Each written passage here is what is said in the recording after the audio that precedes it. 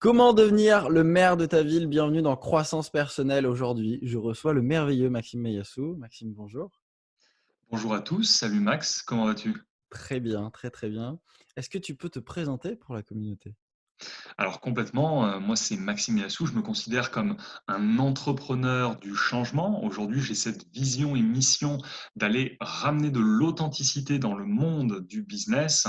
Donc on a vraiment, enfin du moins j'ai vraiment ces 2 parties avec quand je dis «on», je dis aussi avec mon équipe, ces 2 grands piliers, donc un les stratégies marketing digital, mais 2 aussi l'état d'esprit, le mindset et qu'est-ce qui nous fait qu'on devient cette personne, extraordinaire qui va réaliser, ses objectifs. Magnifique, quelle belle mission.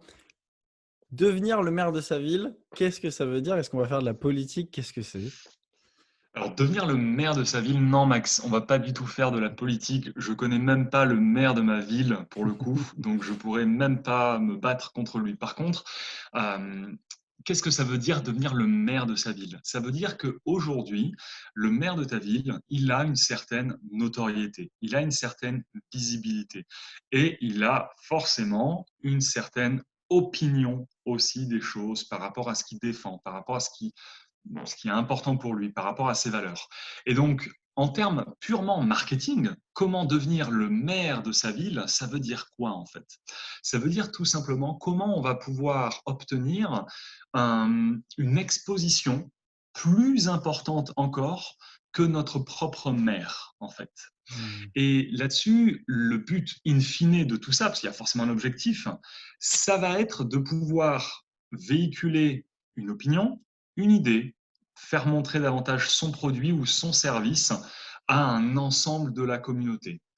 Donc c'est ça aujourd'hui, être ou du moins devenir même plus visible que le maire de sa ville.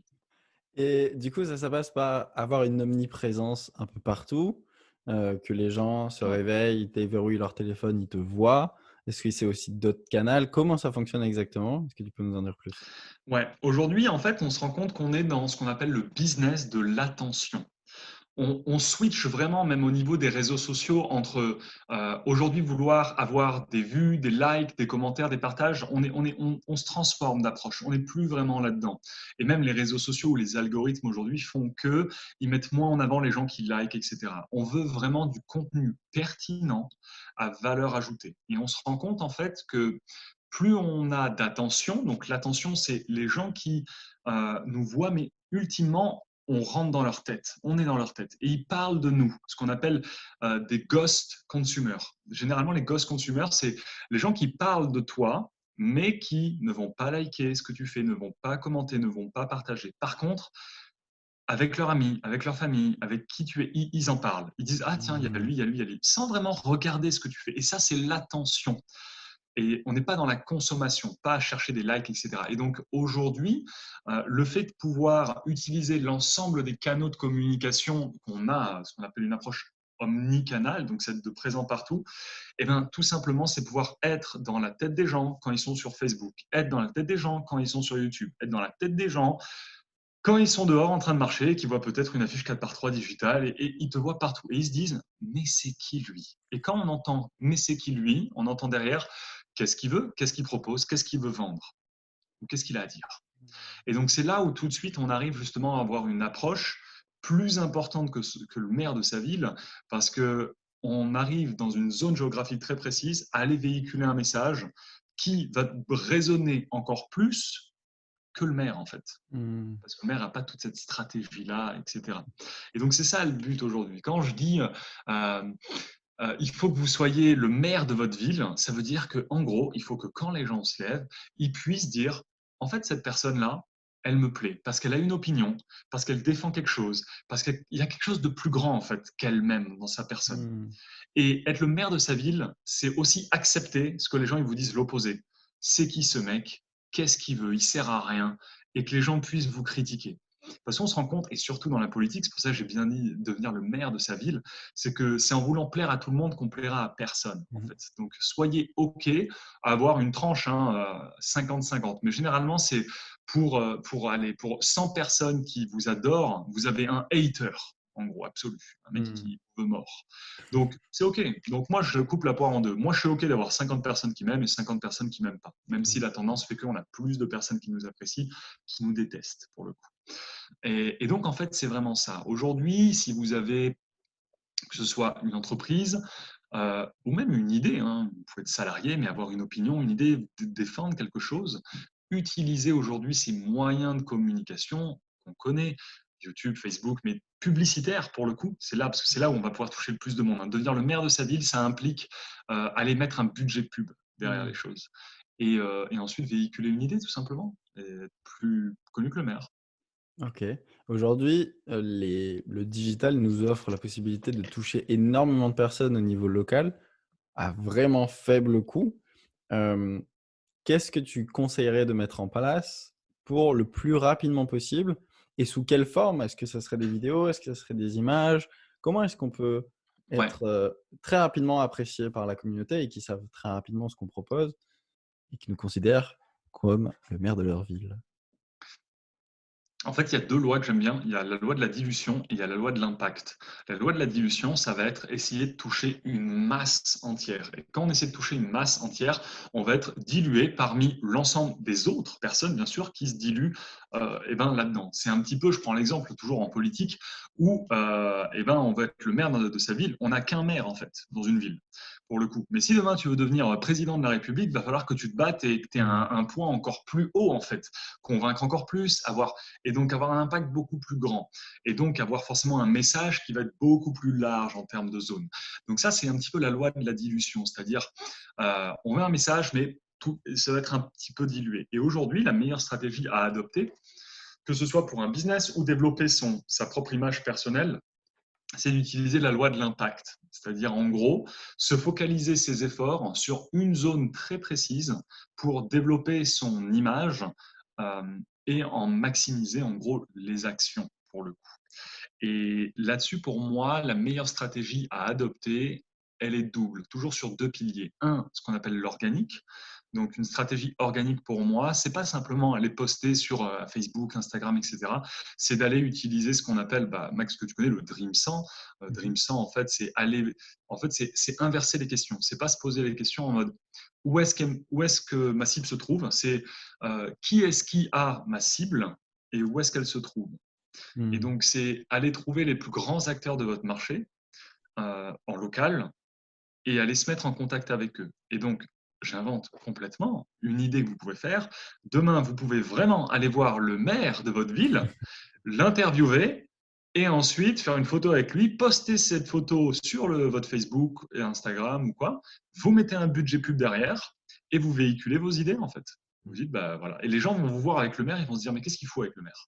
Et donc, ils vont être intrigués. Et donc, ils vont dire, donc ça, vous le répétez avec X personnes qui sont dans votre zone. Il y a des télés locales aussi. Vous pouvez très bien aller voir des télés locales, etc. Donc, c'est ça que vous pouvez faire pour avoir de l'exposition. N'allez pas voir les gens dans une optique de demander, allez voir les gens dans une optique de servir. Ça, c'est important. N'allez pas demander quelque chose, allez les servir. C'est le premier point. On pourrait parler pendant des heures de ça, mais au moins vous avez compris. Le deuxième point après, c'est utiliser la publicité sur les réseaux sociaux, le plus simple, Facebook. Pour le coup, zone géographique, 1, 2, 3, 4, 20 km aux alentours, c'est OK. Sans C'est ciblage? pour, de quoi? Sans ciblage? Si, avec Oui. ciblage, pour le Ouais. coup. Tout dépend de la taille de ta ville. Moi, pour la petite blague, je sais que Max, il n'y a pas beaucoup d'habitants dans ta ville, donc tu n'as pas forcément besoin de mettre un ciblage. Mais nous, sur la Côte d'Azur, où on a un petit peu plus d'un million de personnes, on se dit on peut quand même un petit peu cibler pour le coup. Ça dépend du budget qu'on met derrière. Donc pour moi, c'est simple. Hein. Je donne un exemple. J'ai fait un ciblage sur euh, Côte d'Azur. Je crois que j'ai ciblé Côte d'Azur, enfin Nice et aux alentours, je tombais sur 750 000 personnes. Je dis, bon, ça fait un peu beaucoup. Et je me suis dit, bon, je vais taper juste le critère entrepreneuriat. Et hop, je tombais sur 200 000 personnes. Je dis, bon, ça c'est cool, 200 000 personnes, c'est un peu plus ciblé. Et donc là, je mets un budget dessus. OK. Et comme ça, les gens, ils me voient, etc. Et donc c'est là où je suis le plus vu, où on va devenir après le maire de sa ville ou son département ou le député. Après, on peut monter les échelons pour le coup. Mmh. Mais c'est aujourd'hui la bonne manière de le faire. Alors, peut-être ceux qui nous écoutent se disent, OK, qu'est-ce que ça a à voir avec moi? Par où je commence? La première étape par où commencer déjà, elle est le savoir-être. Qu'est-ce qu'on veut? Définir un objectif, un désir ardent par rapport aux choses qu'on veut. Qu'est-ce qu'on veut accomplir dans sa vie? Heu, quel est le message qu'on veut véhiculer? Avoir une vision, avoir une mission. Donc il y a ça d'abord, hein, avant de passer à la stratégie. Donc pour ceux qui ont un message à délivrer, c'est la stratégie-là à adopter. Mmh. Et ça marche tout autant pour les, solopreneurs, donc les gens qui ont, un on va dire les infopreneurs, que pour les entreprises? Est-ce qu'une entreprise nécessite justement, un leader charismatique pour faire cette stratégie? Je dirais oui et non. Aujourd'hui, si un business n'avance pas, c'est uniquement la faute du leader. Mmh. Donc, on n'est plus en monarchie, mais avant, pour régler les choses, on coupait des têtes. Donc, je vais prendre cet exemple, mais si vous voulez qu'un business refonctionne ou si ça ne va pas, il faut couper la tête du leader. Bien sûr, c'est une image que je prends. Et aujourd'hui, beaucoup d'entreprises, du moins de leaders, ont déjà eux-mêmes du mal à comprendre les autres, etc. Donc, il y a vraiment d'abord un travail sur le savoir-être à faire. Mais si jamais le leader est complètement aligné avec ce qu'il fait, juste il n'a pas envie de se montrer, c'est pas son truc, il peut utiliser ses employés en fait. Mmh. C'est ce qu'on appelle l'influence marketing 3.0. Pour moi, l'influence marketing 3.0, ce n'est pas les stars de Instagram ou etc., ou les gens qui ne sont pas liés à l'entreprise. Les influenceurs, c'est le CEO, les employés et les clients. Et on peut très bien faire du contenu et faire de la pub sur ça qu'avec des clients. Dans toute entreprise, il y a ce qu'on appelle un jaune. Un jaune, c'est une personne qui est bienveillante, très sociable, qui parle tout le temps, etc. Donc, si vous êtes un leader et que vous ne faites pas jouer votre ego en fait en mode non, je n'ai pas envie de laisser la parole à quelqu'un et j'ai pas envie de le faire, bah, laissez la parole à celui qui a le plus envie de parler dans votre boîte Mmh. en fait. Mais juste qu'il soit la figure charismatique de l'entreprise. Mmh. Ça peut être son taf aussi. Ouais, c'est vrai. OK, donc c'est quoi les prochaines étapes si on veut devenir le maire de notre ville? Par quoi on commence? Qu'est-ce qu'on fait maintenant? Ouais, si je remettrai toujours sur un piédestal de savoir-être. Donc déjà, première étape, définissez clairement ce que vous voulez et fixez un plan défini par rapport à ça.